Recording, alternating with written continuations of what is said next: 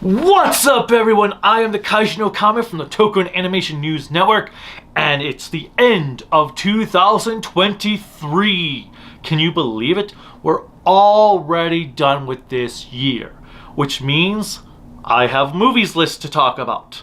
This time around, I am going to talk about my favorite movies of 2023. Like the last few years, I'm just going to talk about them. I'm not going to edit any footage in here, show any posters or anything. Now, I will say, sadly, I kind of wish I had done more quickie reviews over this year, but I just didn't have time to do so. The school year kept me busy, which was a shame because there were quite a few movies I did enjoy that I really wanted to talk about. I never got to. Also, I only saw 31 movies this year, so these lists are going to be kind of weird, especially the worst list, but I'll get more into that later.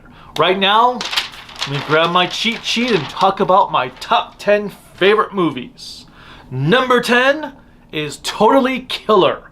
This movie was totally fun. It's like a slasher movie meets Back to the Future. A girl's mother is killed in the future. She goes back in time to the 80s to try to stop the killings from happening that occurred back then. And a lot of weird stuff comes out. She finds out that her mom was kind of not that cool, or was just like the way she acted, even though her mother was like, oh, I've never acted that way. And her dad was kind of a douche and all this interesting stuff. It was a fun time. It actually played along with the tropes and all this really cool, funny stuff. I highly recommend Totally Killer. It was on Amazon? I believe it was Amazon, and I enjoyed it. Number 9 is Asteroid City. Wes Anderson is weird. Some movies of his I really love. Some I could get away with never watching them again. Asteroid City I highly enjoyed. It was weird. It was fun. And weird. A lot of great actors in there that had a lot of interesting scenes. There's an alien bit that was fun. Visually it was great. I just love the style of it, and overall I had a good time. I know a lot of people who are diehard fans says their least favorite Wes Anderson movie. Fair enough. I think it's one of his better movies, but I enjoyed it immensely. Number 8, Shin Ultraman. This was an interesting year for Japanese cinema because we got Shin Ultraman, we got Shin Kamen Rider, and then obviously Godzilla -1. But at first, when I first watched them in theaters, I kind of liked Shin Kamen Rider more than Shin Ultraman. And then when I started to actually think about Shin Kamen Rider, I was like, you know what? I don't think I actually really liked Shin Kamen Rider that much. The villain sucked. There was no sense of pacing. It just kept going from one plot point to the next, to the next, to the next. There was no downtime, except for in like one scene. So I don't know if I actually liked Shin Kamen Rider that much. I'll have to watch it again. I do know, though, I highly did enjoy Shin Ultraman. It felt like the original series condensed into a movie form. They just took multiple episodes and stitched them together. It was a good time. The effects were pretty well done, even though there are a couple of sequences that did look like a PlayStation game.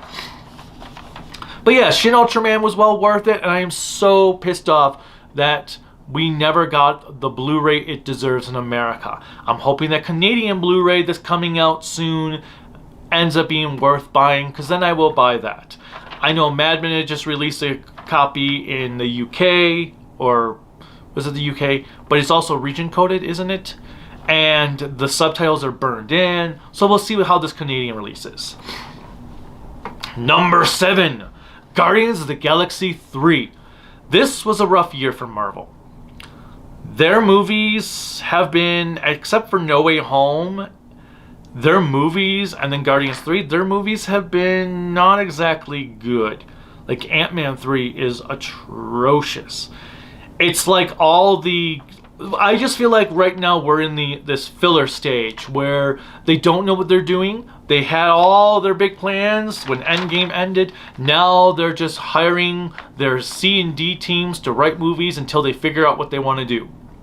But Guardians 3 was a solid, entertaining ride that had really played on those really good moments where you're like, oh damn, I can't believe they just did that.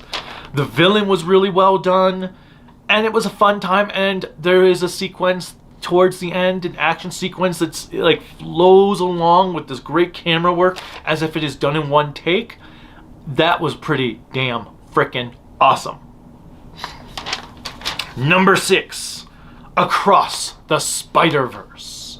Speaking of superhero movies that are good, Across the Spider-Verse was phenomenal. I know some people have said it's the greatest Spider-Man movie ever made. I can see why. It was damn good. But, one, the audio mixing sucked ass. There were bits of dialogue that you could barely even hear because the audio mixing was terrible, and it's not a complete story. I would love to say it's the greatest superhero movie ever made, but the story is incomplete, so I can't. But still, it's a damn good movie. Just excellent characterization all around and great fan service moments. Alright, number 5. Movie I truly wish I had actually gotten to be able to do a quickie review of, and that is A Haunting in Venice. Kenneth Branagh's Poirot movies have been so good. Murder on the Orient Express was pretty good. Then we had Death on the Nile, which was incredible, and now A Haunting in Venice was even better than that. This movie mixed elements of mystery with horror and did it effectively well, where you weren't sure, wait, is this actually going on, or is it a hoax? What? Is that a real ghost, or is he just seeing things? It was fantastic and is definitely something everybody should see. I really hope that they continue this series because Branagh is just fantastic as Poirot. Number 4. Horror movie that seemed to come out of nowhere and it was damn good was Talk to Me. Oh my god. This movie is so good. Talk to Me is, if you don't know, about a hand that lets you talk to the dead. It's an Australian movie made by 2 YouTubers, which shows that you can be a YouTuber and be successful when making a movie. But anyway, Talk to Me was a damn good time. It had an ending that made sense and worked. And overall, it was creepy. The suspense factor was top notch. Number 3. Oppenheimer. I was really surprised at this one because Christopher Nolan for me is hit or miss. I haven't really seen him do a damn good movie since Inception. The Dark Knight Rises is utter dog shit. I would rather watch Batman or Robin 5 times in a row before I watch The Dark Knight Rises again. And Interstellar had sound mixing so bad you couldn't hear most of the dialogue. Tenet was just utter garbage. Never watched Dunkirk though. So Oppenheimer, I was kind of like, I don't know. Is it going to be Dark Knight, Christopher Nolan, or Dark Knight Rises, Christopher Nolan? And thankfully it was The Dark Knight, Christopher Nolan. All of the actors just did an incredible job. I wish the movie had just been fully in black and white, but I liked the way they did the stuff in the future was in black and white and the stuff in the past was, actually I guess it was technically the present was in black and white, and then the stuff in the past was in color. Visually it was stimulating. From what I hear, everything in the movie was all practical, which was another feat in itself. And for being 3 hours long, it didn't feel like it. Oppenheimer was a good time. Number 2. This one actually was my favorite movie of the year until just more recently, which I was surprised at because the trailers looked like crap. And that was Evil Dead Rises. There has not been a good Evil Dead movie since Army of Darkness. Granted, there's only been one after that before Rises, so it's not really anything to measure by. But it's been a long time since we've had a good Evil Dead movie. Like I said, the trailers made it look like it was going to be The Grudge 3 or The Grudge 2 all over again. Instead, it was incredible. The actors all did a great job. The woman playing the mother was phenomenal, especially when she was possessed, because everything she had to do, the way they did her voice and her mannerisms, it was an incredible film. And I like the little tie-ins it has with the rest of the series, so that it does canonically take place in the Ash series. Just a good time. If you've not seen Evil Dead Rises yet, what are you waiting for? Go get moving. And finally, well, let's get to some honorable mentions. I have 2 honorable mentions to talk about, and that's Megan and Mario. Both of them were movies that could have been crap and ended up being fantastic. Number 1. Well, you're probably going to say, well, obviously that's number 1 because you're a Godzilla channel. Of course, Godzilla Minus One is going to be your top movie of the year. Not necessarily. Just because I'm a Godzilla channel does not mean Godzilla Minus One was instantly going to be my favorite movie of the year. There have been plenty of garbage Godzilla movies in recent years. Godzilla Minus One just happens to be the best Godzilla movie in 20 years, if not longer. It was incredible. Besides the monster action, we had great human characters, human drama, fantastic writing. Everything was just perfect. Yes, the CGI was dodgy in a couple places, but it doesn't matter. It didn't break the immersion because of how good everything else was. Minus One truly deserves this number 1 spot because it was a damn good movie.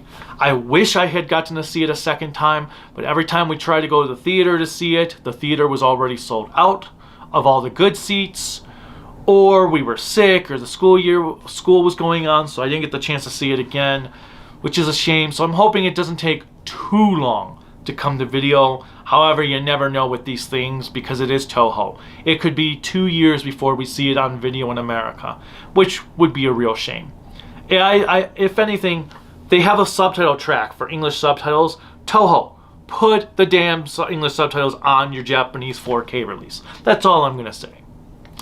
But if you have not seen Godzilla Minus One, you are truly missing out on one of the best cinema piece of 2023. And that is my list for my best movies, my favorite movies of 2023. Let me know what your favorites are down below. Click like, subscribe, the bell notification. You can support me on Twitter and Patreon, Toku AAN Network, Instagram, Discord, Facebook at Kaiju no Kami, and my website creativitybydesignllc.com. You can also buy cool Kaiju no Kami merchandise, creativitybydesignllc.com/shop. There's also a link in the description below. But yes, tell me your list for 2023. What is your favorite movie? And look forward to my worst list. Until next time, bye.